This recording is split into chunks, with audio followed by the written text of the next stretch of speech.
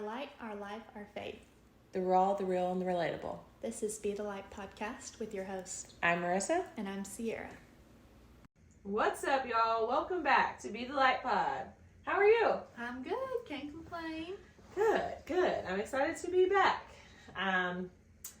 The weather's nice. Yes. We're slowly getting into spring. Slowly getting there. It's a slow process. You know, we take a few steps forward, take a few steps back.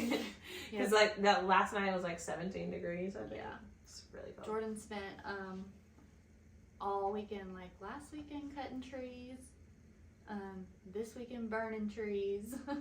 Like our fire pit out there is still kind of smoldering a little bit. I smelled it when I came in. Because it was hot. But I was literally just doing that a few weeks ago too, and I find so much like serenity in that. Like it's hard work, y'all. Like I ain't even gonna lie, but like just I don't know, like getting out there and taking the yard and just cleaning it up and out with the old, and I don't know. I find it so. Well, I love spring because it's like a resurrection. It is like the dead comes to life. It really does. Just getting out there in nature is grounding. I mean, oh yeah, I don't know how, like I just walk outside, like literally I don't know how many times I've heard this, and I know it's so true because I do it, but like if you're just in a bad mood and like you don't know why, you're just in a negative headspace, everybody's pissing you off or whatever, take your shoes off and go walk outside in the grass barefooted for just a little bit. Like just breathe in like 3 seconds and then breathe out 3 seconds and stand out there for like a solid 5 to 10 minutes. I promise you that negative energy will reabsorb back into the earth and you will be a complete different person. Like grounding is a real thing. That's what boggles me about people who said like there's no creator. Like, come on. Like, go out in nature and just hang out for a minute. Like all the just beautiful details and designs. Like it makes sense that if you need to like reset, people go and like camp out and like turn their phones off and reconnect with nature, and that's honestly my reset right there. Like that is, I'm itching to go camping. Yes. Where's the farm? We need the farm, we need the buffalo, we need the mountains, we need the beach, we need it all. Like, we just need to be outside. Like, I'm itching for it. Yeah, I'm counting down the days to this beach trip. Like, how many days do we have? It's like a month away. Yeah, the end of April. Come on. Yeah. Oh, I was going to say, we'll record maybe one more time, and then are we going to record at the beach? Yes. We should. I'm so excited. Because I think that would, like, line up perfectly with our schedule. And not to mention, like we had mentioned in the previous episode, that we have a potential opportunity to go through to talk with somebody about podcasting and stuff. Yeah. And I just feel like that's a great opportunity to kind of like take the podcast there and, you know, bring you guys along with us on that journey. So yeah, I definitely want to record at the beach, and the beach house is super cute. So like, and we'll have a nice background. Yeah. And we're also planning to vlog all of that stuff too. And we're trying to get a little bit more YouTube content out there. So if you guys want to go check that out, we would love that. Subscribe. If you guys have any tips on vlogs, please let us know. Do the things. Let us know what you want to see. Like, and we've done one or doing one of like our setup process and just what it looks like to get this crazy ride that we're on. We're gonna do like any kind of like trips or things really that we do, I guess, together. Yeah. We'll, I guess, vlog for you guys if you want to see that. If you don't, you could tell us to stop. That's fine too. I mean, if it's the Lord's will, we won't stop. But, I mean, we love your feedback for sure. You mentioned trips that we have. Yes. We only mentioned the beach. What else do we have coming up? Well, something I just am so excited about is we signed up for the LO Sister Conference, which is Sadie Robertson's organization, and she does this every year, and she always has amazing speakers and things like that. And there's actually like a podcasting breakout group that we signed up for. I didn't know that. I thought it was just like a conference, and then, you know, you kind of go and then you come back the next day. But because like in churches, you know, they say the main part of the churches is the fellowship, like the breakout. So I feel like this opportunity is going to be really great to learn from other speakers and podcasters. We're going to get our business cards together. We're going to take all of our stuff down there, have some content coming out of that. That's in September. But tell them about the booth. Yes, so actually, a lot of stuff is happening in September. I'm also turning 26. Oh, that's insane. I thought I was like still 20. No, I'm 17. Yeah. Anyways, so in a few episodes ago, we shouted out Brewers Welding. So Tanner's been doing some welded furniture and stuff like that, custom welded furniture. And we have a booth at the Eagleville Fall Festival this year. That is September 23rd. I'm not exactly sure where I'm going to be placed yet or any of those fine details, but we are going to have some furniture out there and some Be the Light merch out there. I'm just really excited to connect with people. Like, Eagleville has been great to me, and like just the opportunities and the people I've met through there. I'm really excited to kind of take you guys along with us, because I'm sure we're going to vlog too. You're going to be there, right? Yes, I invited myself and I'm coming. Well, yes, of course I want you there, but also, I would love for you guys to stop by, come hang out. There's this really cool thing there that I seen when we was there the last time, and they bring this like machine on like this truck, and they make this old ice cream out of this like chunky machine thing that like, I don't know, I don't think it would even fit in this living room. Like, it's such a big machine thing that I don't know. It's like a belt and a thing, and like somehow or another it makes ice cream, and it's really cool. So there's so many booths out there. Go support your local small businesses. We also do have a few other small business shout outs that we wanted to mention as well. If you wanted to go into that. Well, I was gonna tie that into the giveaway that we were planning to do. When you said Be the Light merch, we're doing a giveaway once we get to 100 followers on our Instagram page. We wanted to get Instagram and Facebook. Facebook got it now that past 100, but our Instagram needs some love, y'all. So go over there and follow. If you don't have an Instagram, make an account. Go follow us. Kidding, kind of. But so in the giveaway, we have a brand new Passion Bible. It's over there, I would show you, but it's brand new. I wanted to throw that in there because I think a lot of times people kind of are hesitant to get into the word, and because they don't know, they can't understand it, they don't know what it means. I get it. Like, if you're reading a New King James or a King James, like, that's why you can't understand it. Yep. So if you're reading the Bible and things aren't making sense, maybe switch up your translation, because it can really help give just like a different word or something that may be tripping you up. So we're putting one of those in there. We've got some little tabs, cute little tabs that you can put on the side of your Bible. You can put it in your new Passion Bible or in your old one, or go get whatever kind you want. They're great just to help you study whenever, and you're not spending time just trying to find. You can easily flip to wherever you need to go. And so we're also going to throw in a t-shirt from one of the small businesses that we wanted to shout out, which it's from Four Hearts Inspired Me Boutique. It's my sister-in-law Alyssa's online boutique. If you were watching our YouTube several episodes ago, I had a t-shirt on that said "Not perfect, just forgiven," and the T is like the nails, and it forms a cross. Super cute. She has like the comfiest shirts. So we'll get with whoever wins on color and size. You can totally pick out all of that stuff. What else do we have in there? There is a tumbler. And mind you, this is in a cute basket. I'm a sucker for baskets. So there's a tumbler that's going to be in there, or a water bottle, same thing. Got some bubble bath salts. Got a faith keychain. Got a grateful sticker, wherever you want to put it. And one of my other friends has a small business that we wanted to shout out. Rep & Co. She makes like custom like bows, bow ties, and hair things for like kids mostly, but she's also started making like head wraps for girls and scrunchies.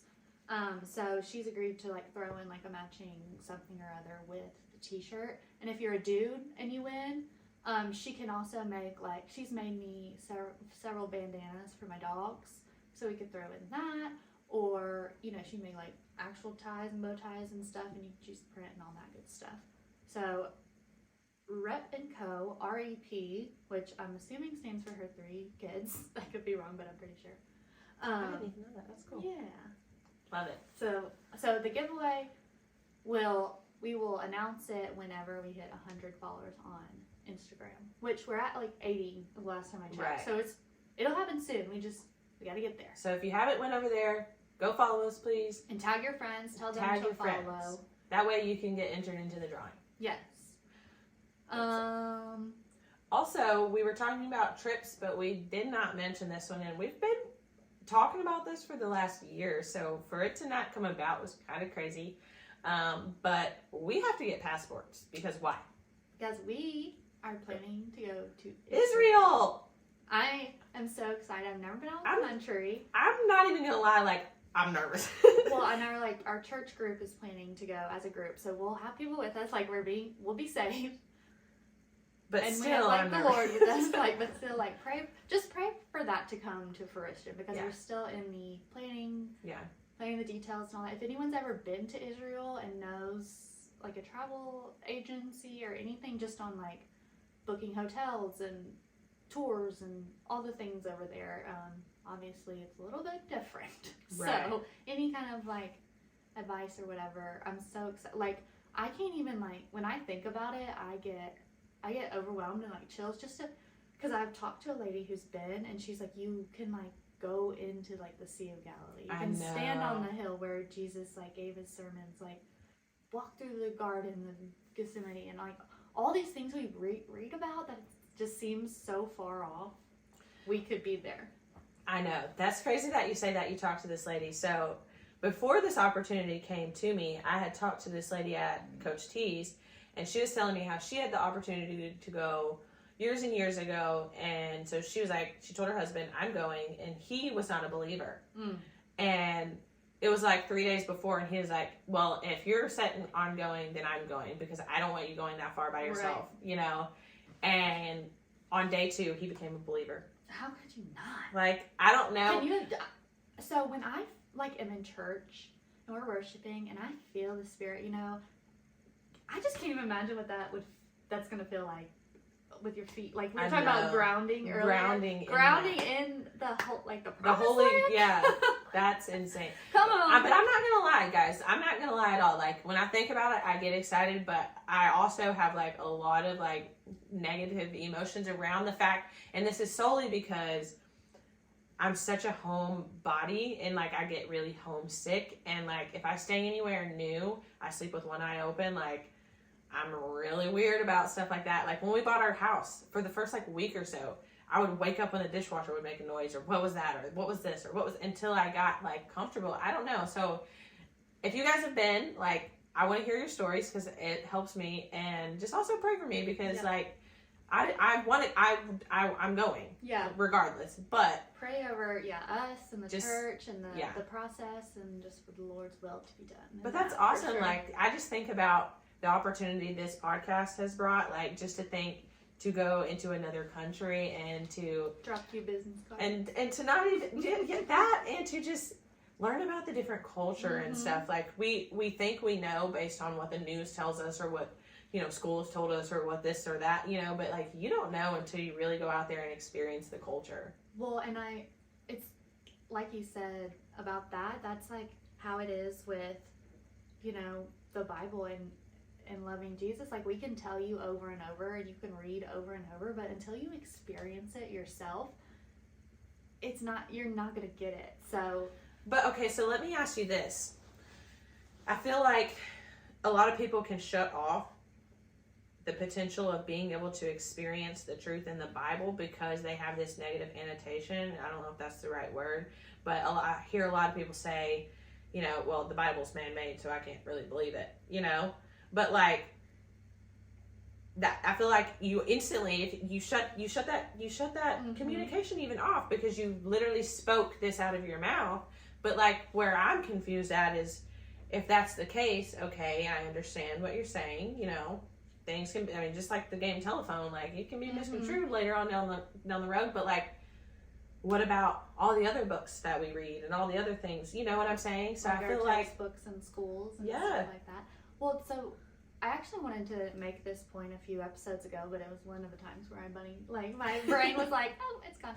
Okay, so yeah, people who, like, disregard the Bible as truth, or that it's just a bunch of stories, or like read it. Have you Right. ever read it? Like, it's so absolutely relevant to today, and it's like, it's not called the living word for no reason. You can read something today and it mean one thing to you, and then you read something again 20 years later and it applies completely differently. And it's man-made, but it's inspired by the Holy Spirit, and there is so much just like evidence that backs it up. And if somebody was going to debunk it, don't you think by now it would have been debunked? Right. Like, so one of the more recent things, let me see if I can find it, that kind of just opened my eyes to like the legitimacy of the Bible was, let me look. I know it's in Zechariah because I just looked it up the other day because I wanted to make this point. Where's my Bible tabs? This where is that? I think it's a little bit back. If you want to talk a little bit, let me but this one little bit just opened my eye. I was like, wow, this is like real stuff. Okay, where is this? One of them little ones. Well, That's while she's me looking in for there. that, don't forget to email in at bethelightpod@gmail.com. We've gotten a few emails so far, and it's literally like Christmas morning when I hear that noise. And I see like, oh, we have an email on our email. I love to hear your feedback. Love to hear any issues, concerns, comments. Just love to hear the love, you know. And we appreciate you guys sharing our episodes on the social platforms. We appreciate all the support. So, Okay, I'm getting there. oh, perfect. Okay, here we go. So, y'all check this out. I just learned this like in one of the most recent Bible studies, but this is Zechariah 13, verse 8, and this is the scattering of the sheep. And in verse 8 it says, 2/3 of the people in the land will be cut off and die, says the Lord, but 1/3 will be left in the land. And this is talking about the scattering of the Jews. So what do you think that's referring to? 2/3 will be cut off and die, and only 1/3 will be left in the land. Holocaust. That's what I was thinking. Hello. So this book, Zechariah, this is a prophecy, okay? Written, let's see if it tells me. 480 years before Christ. So that's 480 years before Jesus. Which We're is how long before the actual Holocaust? 2023 years from right now. Right. The Holocaust was what, in the 20s or 30s? So nearly 2,000 years after. So this is prophesied 3,000 years before that came through. Get out of here. Like, what else? What else do you need? Right. Honestly, all it takes is you diving into it and really diving into it with an open mind. And it all just starts connecting and making sense. And we talk about these like full circle I was just about to say full moments circle all the moments. time. It's insane. It's overwhelming. It's in a good way. Like, it's just like, wow. And you just start connecting things, and things just start making sense, and it's beautiful. It is.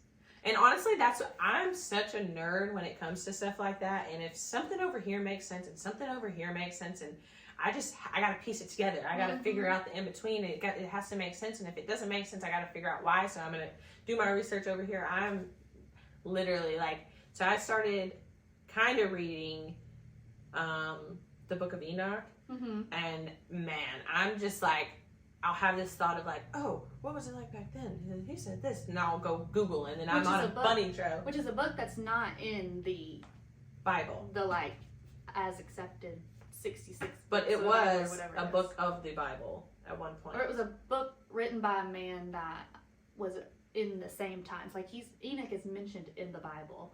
But it wasn't a part of the actual Bible and taken out? It didn't serve relevance to the point of what the Bible. To my understanding, you don't have to ask somebody who knows more about that stuff. But I just want to say, don't go looking for it in your New King James. Yeah, no. It's not there. Yeah, no. I had to buy it from Amazon for sure. We're gonna take a break. We'll be right back. If y'all haven't listened to Change Music, go over and check it out. I don't know who he musicians with. But it's David Manning. He is awesome, and I don't think that's the proper term. musician. It's fine. I don't know. But his name's David Manning. He is a Christian rapper. He's really good friends with Jelly Roll. He's got such a good testimony, and just his ministry in general that he has is awesome to listen to. So I hope to have him on the podcast sometime soon. But yeah, go check out his music. And we're back from the break. Nice. Okay.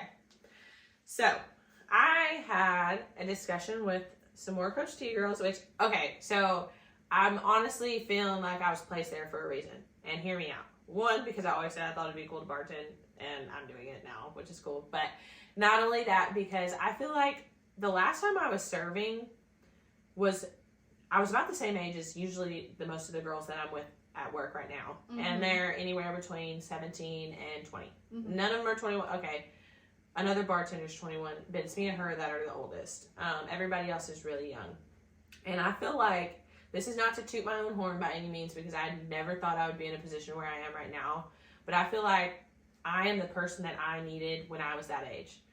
Now, granted, some of those girls aren't doing half the stuff I was doing, but that guidance and that experience and that love and that I needed that when I was serving and in that environment. So I feel like God has placed me in this environment for a reason, because of the conversations I continue to have with these girls, whether it's about what they want to do in their life, or business, or school, or relationships, or just anything. You know, the conversations I have, it's like I have that fulfillment that I'm in the right place. So that just made me think of, I think it might have been the last episode we recorded, or it might have been before the break, but we were talking no, it was the last episode, talking about the guy from the podcast who was like, yeah, I'm a big motivational speaker now, but I was like in the streets. Like, he wouldn't be able to motivationally speak if he hadn't been through some stuff, you know? So everything we go through, God is equipping us and building these tools in our tool belt so that we can glorify him later on. Right. Like you just said, like, you were a server when you were their age. You know what they're going through. You've lived through it, and now you can speak into them. And that's kind of like other long episodes ago when I was saying, like, I did all these things, playing soccer and then going to college and taking all these classes, and it wasn't like working out to be anything until now we're doing this podcast, and I have all these tools that the Lord has equipped me for. And that's because he sees us as the whole. Right. And we have to go through. When we were talking about the lady who was a divorced, like, she has now had all that experience that she was able to send in that email that we were able to read and then possibly help somebody else. Right. It's amazing. That is how God works through our failures. Yes. And our shortcomings. He uses every single bit of that. Yes. And so I just wanted to point that out. I noticed it in the shower, and I was like, oh my gosh, you know, because, like, just when I was serving, like, at Toots in the beer house and Buffalo Wild Wings, you know, like, I mean, we worked together, you know, like, she knows. Did we think 1 second back then that this is what we were doing? Heck no. I'm going to be honest, y'all. No. That was an interesting time. We were rooming with Jordan's parents' neighbors at that time. I remember that. Wow. We've come a long way. I know, and I just remember, like, the immaturity I was, like, and the older girls that I served with, like, they didn't have, like, I don't know, I guess they didn't have the servant heart that we have now, you know, and that's okay. That's not I'm not condemning them or anything like that, but, like, to be in a position of, now I'm the age that they were, and I'm literally, like, the roles are reversed, and I'm given the opportunity to not only, like, to speak life into these young girls so they don't go down the path that I went down, you know, like, that's where I'm feeling fortunate in this position, being around these young girls, because sometimes it's like, oh my gosh, they got so much drama, and I'll go home telling Sam, like, okay, now so and he's like, what? I'm like, okay, yeah, I've learned all the Eagleville drama, you know, but just being able to speak life and into them and to encourage them, whether it be starting their own business or not even going to college. Like, I'm going to be honest, that's not your goal, then I'm going to encourage you to do whatever it is you want to do, you know? And I've just found so much joy in being able to talk to them. But in doing so, we had a conversation come up, and she had asked me, about my relationship with Tan and how I handled it because we were on opposite ends of the spectrum with our faith. Now, when we first got together, I was nowhere near like I am now, but I did have, I did know God, and I knew about Jesus, and I knew I had faith and stuff like that, but I didn't dive into this ministry and really just growing into my faith like I have until now. But being from opposite ends of the spectrum can be hard because, you know, this person can say they're a believer or whatever, but y'all's faith can be completely different. And I'm just going to put it out there. When we first got together, he had told me that he didn't like Bible thumpers. And at this point, I wasn't reading the Bible. I wasn't going to church. I wanted to find another church, but I wasn't. But I started praying every night, and I started just diving deeper into my relationship with the Lord, you know. And so her question to me was, my boyfriend's kind of the same as Tanner was, how can I help him? Or how did you help Tanner? And I told her, like, in all honesty, like, there wasn't anything that I personally did other than continue to dive into my relationship with the Lord for me, and to continue to show Tan the love and grace that he deserves and needs.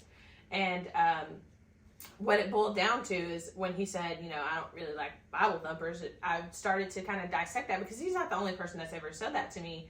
And what I took from it and what the Lord revealed to me is, it's not really the fact of people reading the Bible or anything like that. It's the hypocrisy in the church and somebody wanting to throw a Bible at your head when you did something wrong and say you're going to hell and, you know, you're screwed type of thing, when they're judging me and they're just going to hell too for judging me. You know what I'm saying? So it was that hypocrisy thing that a lot of churches really, I would say a lot of the religion aspect has really like pushed. And so for me, it was just really showing them the truth and the love, because at the end of the day, it's not about religion, it's about the relationship with Jesus. And as long as you're diving into your own faith and being that example, and your life is going to flourish. And people are they're gonna smell that aroma from you, and they're gonna see that light from you, and it's gonna radiate, and people are going to be transformed because of you. But there's not anything that you have to say to them or particularly do. It's just live your life and try to be better than you were yesterday, and to give yourself the same grace and give other people the same grace that you expect to give and to have, you know. And so I thought that was a really good conversation to bring about on here, because a lot of times I don't even realize like my influence on other people until they do something, and I'm like, I'm seeing them dive deeper into themselves now, you know. And it's like, that feels good, you know, because the Lord's really doing work. Because a lot of times I feel like I'm not doing enough, and I only feel like that because I'm a control freak. Because at the end of the day, it's not even about me. It's about what the Lord's doing through me. And we just have to be that example and to always show that love no matter what. Like, no matter if it's an addict, no matter if an addict relapse, no matter if it's somebody, you know, like they get back, I don't know, you know, just whatever it is. Like, we just have to always show them that love, that grace, and that mercy every day. And through that is when I feel like they really learn who Jesus is. Amen, sister. Yeah. I don't have much to add. You nailed it. But I will add this. I was looking for a verse while you were, and this is, context is a little bit different, but it's in 1 Corinthians 7. Yes. Verse 16. And it says, and wives, for all you know, you could one day lead your husband to salvation. And I love that one. The context here is talking about marriage and divorce, and I think in that point he was talking about a wife who may have been married to a non-believer, and it's saying like your life could be what saves your husband, you know, what brings him to the Lord. And it's like you said, it's just living by example, letting your life be the light to where your significant other, your boyfriend, whatever, looks at you when you're facing struggles or and how you handle it, and then the outcome, the favor that comes with all of that. Because there is like Jordan talks about his dad all the time. He's like, man, he just has favor of the Lord. Like, this, look at the servant that he is, you know. Right. Well, that's like going back to that. And it's his example. Like, when things just work for him, it's just like so obvious that it's God, and it's like that is what people see in him that make them want to hear what he has to say, you know? And no, he definitely has like a radiating spirit around him. Like, honestly, when I met him for the first time, I'm like, I love this man. It's a light. Yeah, it light. is. Well, that's also like the conversation we had in last week's episode when I was talking about the lady that went to, or was it this week? I don't know. She went to Israel and Let's not try to keep up. She went to Israel and her husband decided to go because it was so far away, and he became a believer, you know? Right. Or what is it, Miss Kay and Phil? Is that who she's married to? She was a believer and he wasn't for so long, and just because of her faith after so long and everything, like, he came, you know? And I just feel like it's not a mission to well, how am I trying to say this? Come on, Holy Spirit, because I want to make sure I say it right. I think it's not a mission to, like... Just say, it's not, like I said, I think I texted this earlier, it's not our job to bring the salvation. Right. It's just our job to plant the seed. And and that seed comes from our life, and just the wisdom that comes out of us when things are going on. And we have to be conscious around who's around us in those times when we're handling things, because it also says it would be worse than, what is it, tying a rock around your ankle and casting it into the ocean or something, than to let one of these little ones lead stumble. astray, yeah. And little ones meaning people who are spiritually mature. Yeah, young in their faith. And so he's we're saying, just like, people, when we shout Jesus, people's eyes are on us at that point. Like, people want, like, they like Jesus. It's the people that have made it a problem. Right. And so whenever we're out, like we're doing on this podcast, people are watching us, like, and they're going to watch how we handle things. And we have to, if you have it in your heart, it just naturally comes out. Right. At the end of the day, I have to remind myself that I'm just a vessel. Like, so it's not my job to figure it out and to how am I going to bring them to salvation today? Like, how, you know what I'm saying? Right. It's my job to just continuously be that love, no matter what. No matter, they could piss me off that day, you know what I'm saying? But guess what?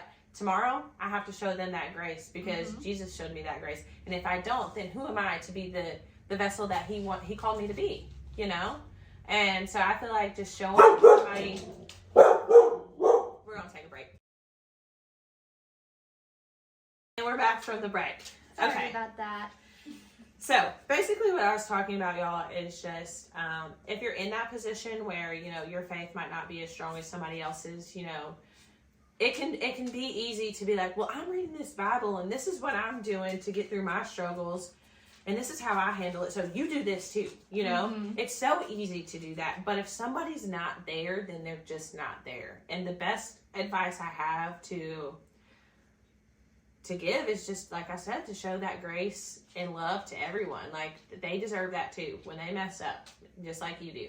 I mean, Jesus shows that to you, and so we're obligated to show that to everybody, even the people that aren't where we are in our faith walk or anything like that, because that right there is what's going to bring them to Jesus, because we're the only vessel of Jesus on this earth that people are going to see.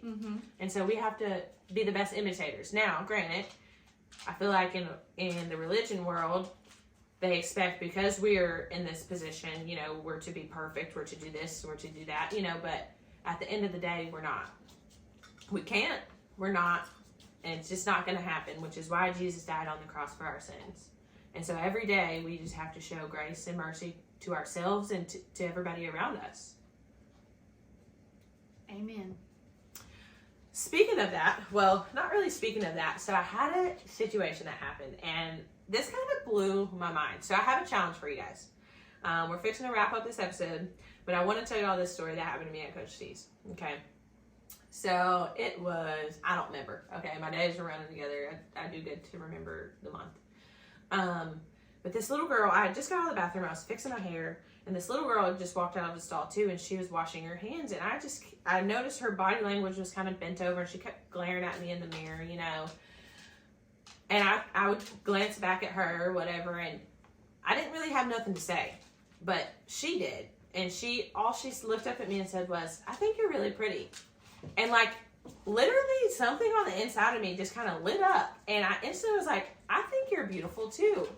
And her body language completely changed. Like, she was hunched over the sink, and now she's like standing up, like looking in the mirror, washing her hands, like complete different body language. Like, we obviously can tell body language, and I shifted her body language, and I feel like she was battling this battle on the inside to feel like, should I tell her or not, you know?